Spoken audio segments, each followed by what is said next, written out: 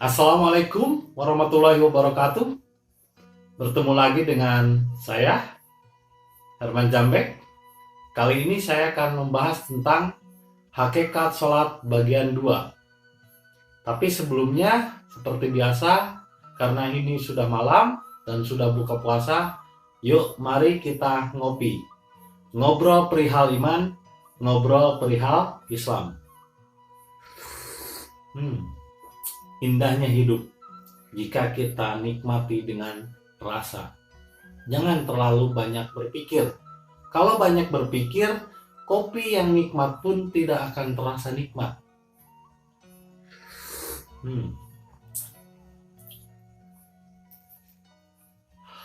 Seperti yang pernah saya jelaskan di video sebelumnya, sholat adalah hubungan. Sholat adalah kontak. Kalau zaman sekarang mungkin sholat adalah telepon atau video call. Nah, ibaratnya Allah itu adalah tower yang kita tuju. Allah itu adalah sesuatu yang kita tuju untuk kontak. Meskipun tubuh kita ibaratnya adalah TV, ini berdekatan, bahkan mungkin di bawah tower itu. Misalnya towernya tower MNC TV. Tapi TV-nya dipakai ke saluran yang berbeda, maka apa yang ditayangkan oleh MNC tidak akan tertangkap oleh TV. Karena apa? Karena channelnya berbeda. Atau radio, towernya di sini, di bawahnya ada radio. Radionya misalnya FM, radio FM, NBS FM Sukabumi. Tapi kita memutar channelnya di AM. Maka meskipun berdekatan dengan towernya, suara radionya akan kresek-kresek. Tidak akan terdengar dengan jelas. Kenapa? Karena apa yang kita putar di dalam channel diri kita tidak sesuai dengan yang seharusnya kita tangkap. Karena untuk kontak atau untuk telepon Allah, berhubungan dengan Allah, itu tidak bisa dilakukan oleh pikiran. Tidak bisa dilakukan oleh hati. Tidak apalagi oleh nafsu. Karena pikiran, hati dan nafsu bukanlah alat yang tepat untuk menghubungi Allah. Istilahnya, kalian nonton video saya pakai piring, itu nggak bisa. Atau nonton video saya pakai talenan, itu nggak bisa. Tetap saja harus pakai Android, pakai HP, atau pakai laptop. Dan harus ada kuotanya. Dan harus ada kuota, nggak ada kuota nempel ke orang pakai WiFi sehingga bisa menonton video saya. Artinya, meskipun saya berbicara kepada Anda, tapi ketika Anda salah menggunakan alat, maka tidak akan tertangkap apa yang saya sampaikan. Begitupun Allah. Allah sudah jelas. Ketika ingin menghubungi Allah, itu tidak bisa dengan akal pikiran. Tapakur biholkilah. Berpikir itu untuk urusan duniawi. Ketika berhadapan Allah, sujudkan pikiran. Serahkan pikiran kepada Allah. Jangan menggunakan pikiran ketika kita berhubungan dengan Allah. Wala tapakaru bidatillah. Janganlah berpikir ketika berhubungan dengan Allah. Berarti bukan dengan pikiran untuk berhadapan dengan Allah. Lalu dengan apa? Yaitu dengan jiwa, dengan rasa. Maka harus diserahkan dulu pikiran, hati, dan nafsunya kepada Allah. Nah, sama halnya seperti tadi. Kalau kita mau menangkap saluran yang jelas suaranya, gambarannya jelas, meskipun towernya berdampingan, tapi ketika kita salah memutarkan channelnya, maka tidak akan tertangkap. Gambarnya akan kresek-kresek, suaranya nggak jelas. Begitupun ketika kita berhubungan dengan Allah. Makanya dijelaskan oleh Nabi bahwa i'malu fi dunyaka ka'annaka ta'isul abadan wa i'malu fi akhiratika ka'annaka tamutul qadan. Bekerjalah di dunia seolah-olah kamu mau hidup selamanya. Jadi kalau untuk bekerja, nyari duit, itu kita pikiran, wah terus harus bekerja. Tubuh harus bekerja, seolah-olah kita hidup. Ngumpulin uang sebanyak-banyaknya. Tapi ketika kamu beribadah, maka beribadahlah seolah-olah kamu mau mati besok. Lalu orang mau mati, apakah dia sudah berpikir lagi macam-macam? Tidak. Dia hanya menyerah. Terus, apakah perlu amalan sesuatu harus dikir? Dikir itu menggunakan hati dan perlu menghafal dengan pikiran. Berarti juga pasti pakai hati dan pikiran. Belum bisa kontak dengan Allah kalau masih menggunakan hati dan pikiran. Itu sama saja menggunakan tahunan untuk nonton video saya. Salah alatnya. Akhirnya jadi salah sambung. Salah sambung. Nah, ibaratnya ketika kita mau berhubungan dengan Allah, tapi pikiran masih aktif, hati masih aktif. Seperti yang dilakukan dalam sholat ritual, dalam syariat Islam. Ketika Allahu Akbar, Bismillahirrahmanirrahim, pikiran kan tetap menghafalin ayat-ayat, hati tetap berzikir. Apakah bisa berkontak dengan Allah sedangkan hati, pikiran, dan hati juga nafsu masih jalan? Tidak akan. Lalu siapa yang bisa menghentikan hati, pikiran, dan nafsu? Bisakah dengan semedi misalnya? Tidak bisa juga. Karena semedi itu diam, duduk, lalu memfokuskan, lalu mengusahakan agar hati, nafsu, dan pikirannya diam. Tapi dikerjakannya oleh pikiran. Dengan fokuskan pikiran. Itu sama saja kita memadamkan api dengan bensin. Sia-sia. Seperti pohon karet. Pohon karet disadap dan dipisahkan. Karena ilmu pisah itu kan ilmu tertinggi. Adanya teknologi pun terjadi karena adanya ilmu pisah. Karet, pohonnya disadap, terus keluar getah karet. Getahnya itu kan untuk ban, karet, dan lain sebagainya. Nah, apakah pohon karet bisa memisahkan dirinya sendiri? Bisa memisahkan getahnya sendiri? Tentu tidak. Sama siapa bisa dipisahkannya? Sama manusia. Begitupun diri kita. Pikiran, hati, dan nafsu. Apakah bisa diserahkan, dipisahkan dengan rasa? Dengan akal pikiran? Tidak bisa. Karena yang bisa memisahkan antara rasa dengan hati, pikiran, dan nafsu hanya Allah. Sehingga serahkanlah sama Allah. Bagaimana caranya? Rileks. Berdiri. Rileks, tenang, menyerah seperti akan tidur. Seperti orang yang akan tidur, itu tidak ada orang yang tahu batasnya antara melek dan tidur. Begitupun mati. Sebetulnya mati itu gampang. Mati itu seperti tidur. Makanya doa yang mau tidur itu doanya artinya, ya Allah jagalah aku dari matiku. Artinya tidur itu sama seperti kematian. Kita tidak pernah tahu batas antara melek dan tidur. Karena dalam tidur dan kematianlah disitulah Allah ada. Disitulah Allah berkuasa memegang jiwa-jiwa manusia ketika saat tidurnya dan matinya. Lalu satu lagi, yaitu ketika orang tersebut berserah diri kepada Allah. Artinya berserah diri itu seperti mati dan seperti tidur. Maka bekerjalah kamu di dunia seolah-olah kamu hidup selamanya. Maka ibadahlah kepada Allah seolah-olah kamu mau mati besok. Jadi ibadah itu atau sholat yang sesungguhnya adalah seperti mau mati, seperti mau tidur. Kita berdiri, menyerah, mau tidur, rileks saja. Merem mata, rileks, nggak usah berpikir, nggak usah berdikir. Karena dikir masih pekerjaan hati dan pikiran. Karena dikir harus dihafalkan oleh pikiran, ayat-ayatnya. Rileks saja. Serahkan hati, pikiran, dan nafsu kepada Allah. Dan Allah lah nanti yang akan menggerakkannya. Yaitu dengan hadir ilham, dengan nuzulul Quran, diturunkannya bacaan ke dalam diri, lalu digerakkanlah dengan suara-suara. Akhirnya suaranya digerakkan dari dalam, bukan dari pikiran yang dihafalkan, bukan dari hafalan.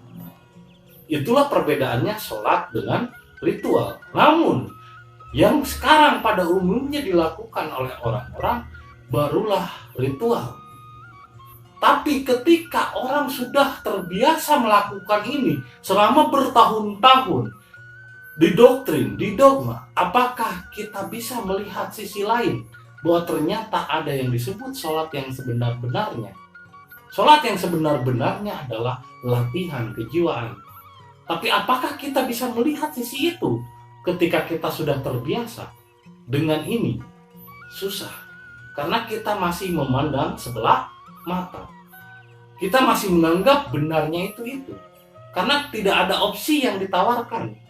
Sehingga ketika kita tahu hanya satu itu, karena kebiasaannya itu, maka ketika ada satu sudut lain yang berbeda, kita senantiasa menganggap hati-hati itu menyesatkan. Hati-hati itu adalah setan dan iblis. Padahal karena dia terbiasa memandang sebelah mata. Maka cobalah dalam kita memahami hakikat sholat ini, kita terbiasa untuk membuka mata kita lebar-lebar. Jangan memandang sebelah mata. Ini adalah suatu karya seni yang sangat luar biasa hebat. Dari sini kita dapat melihat bahwa setiap manusia memiliki sudut pandang yang berbeda menurut cara berpikirnya masing-masing. Setiap manusia memiliki sudut yang berbeda ketika memandang sesuatu. Ketika melihat gambar ini, kalau sekilas kita melihatnya dari sisi cahaya yang putihnya saja, maka kita akan memperhatikan bahwa itu hanyalah gambar anjing, kucing, dan kelinci. Namun ketika kita melihat gambar tersebut lebih detail dan di zoom lebih besar, maka kita akan melihat gambar dari sisi gelap, gambaran dari sesuatu yang mungkin kita anggap salah, gambaran dari sesuatu yang mungkin kita anggap sesat, gambaran dari sesuatu yang mungkin kita anggap gelap. Itu kadang memiliki sesuatu ekspektasi yang di luar dari apa yang kita bayangkan. Artinya, ketika kita melihat segala sesuatu, janganlah kita memandang sesuatu itu dengan remeh. Karena apa yang kita anggap benar, belumlah tentu benar menurut orang lain dan Allah. Apa yang kita anggap salah, belumlah tentu salah menurut orang lain dan Allah. Artinya, lihatlah segala sesuatu dari dua sudut pandang yang berbeda. Jangan memandang segala sesuatu dengan sebelah mata, karena itu sifat dari Dajjal, memandang sebelah mata. Artinya, bukalah kedua mata ini secara lebar. Itulah kiamat atau kebangkitan.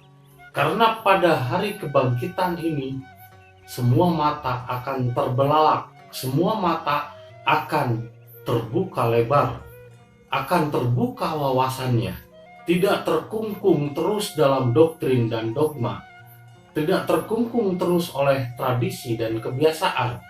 Inilah hakikatnya sholat.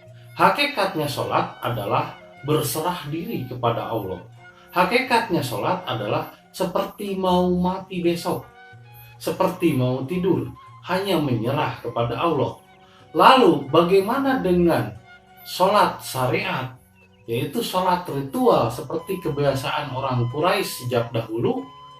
Itu pun benar, saya tidak menyalahkan. Tapi benarnya di situ adalah benar menurut kebiasaan. Benarnya di situ adalah benar menurut pikiran. Karena benarnya menurut pikiran belum tentu benar menurut hati. Dan benarnya menurut hati belum tentu juga benar menurut rasa.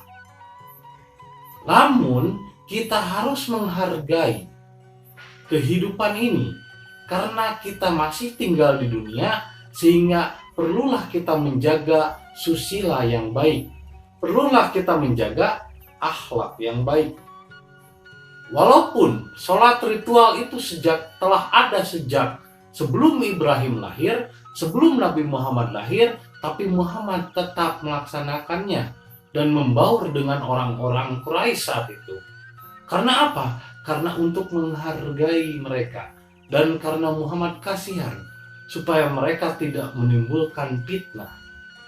Karena Muhammad masih tetap kasihan. Karena Muhammad apabila melakukan sholat hakikat, yaitu sholat daim, sholat yang setiap waktu dan setiap detik terhubung dengan Allah, yaitu dengan berserah diri, namun dia tetap menghargai tradisi dan kebiasaan orang Quraisy saat itu. Maka sekarang pun begitu.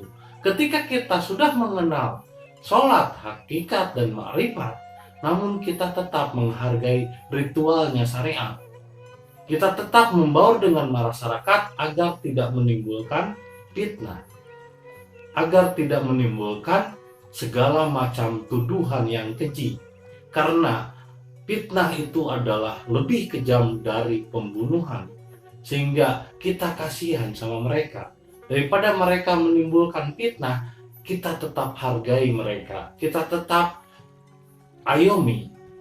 Dan itu adalah ketika kita benar hubungan dengan Allah, maka kita akan akur dengan masyarakat sekitar.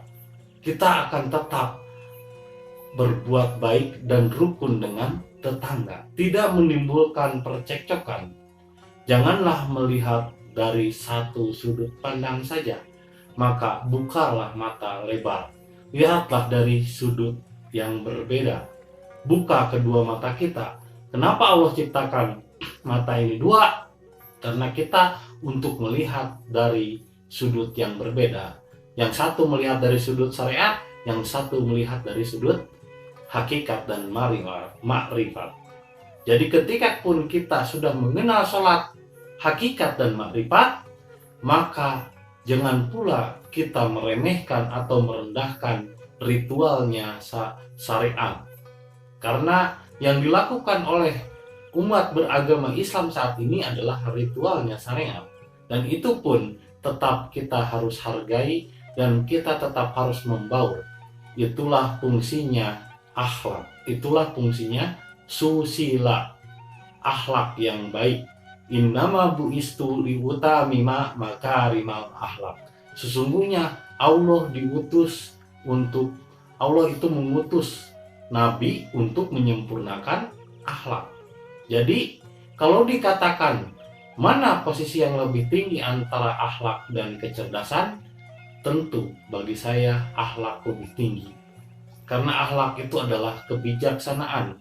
Kebijaksanaan lebih tinggi daripada kecerdasan dan kepintaran. Orang bijak lebih harus memaklumi.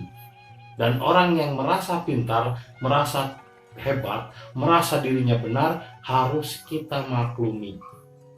Karena kitalah yang telah mengenal benar, maka kita yang harus memaklumi.